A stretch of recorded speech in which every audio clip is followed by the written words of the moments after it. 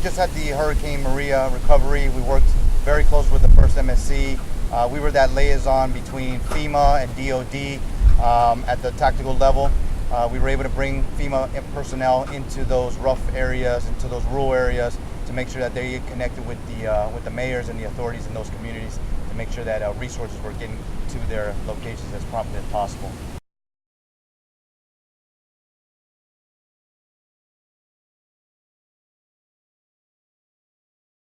The 402nd is a direct report to the 350th Civil Affairs Command in Pensacola. Our hire from there is United States Army Civil Affairs and Psychological Operations Command at Fort Bragg. Both commands are in support of our transition. They understand the work that we did for the last 3 months with Hurricane Maria and the relationship that we've already started.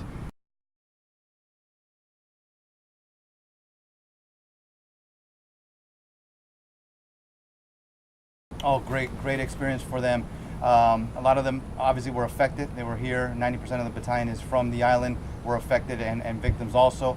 The way we were able to structure, we had soldiers that lived on different parts of the island, the west, the east, the south, work in those communities because they know those communities best. They know exactly where the city mayor's at, where those water plants are at. So it was definitely a leverage, and they can connect a lot better with the community that they are used to live with or around.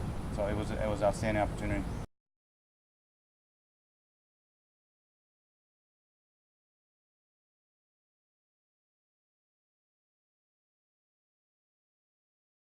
Oh, it's a huge uplift. Not only do they bring the culture, but the language that they can communicate with the population. I think it was more of an impact having reserve, National Guards, folks from the island versus having active duty soldiers that don't have that culture that the reserve soldiers do have.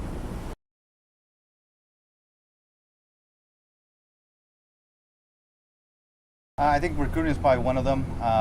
We have a small pool to pull from here on the island. There's other competing units that are here, and Civil Affairs is a small community. So I think just recruiting, getting the word out to get the soldiers aware of what Civil Affairs is, and that the people here on the island have that opportunity to switch over. But that message hasn't been, I guess, broadcasted enough. So, but we're getting there. And I think once we get that message out, the recruiting will be improved.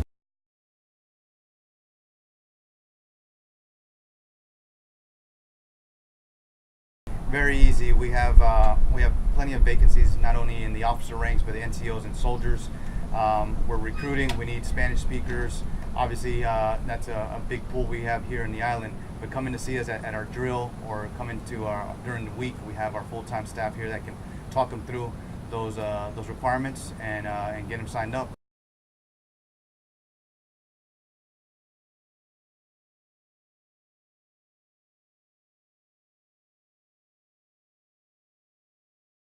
We have plenty. One of the basic one is language pay. As a 38, you take your annual test, language test, and you get that annual pay for language, just like active duty does. So it's not prorated or anything like that. Also, we have a lot of missions that are coming up for us. We actually have a company that's deploying to Central America in May. So those opportunities are more frequent in the civil affairs community.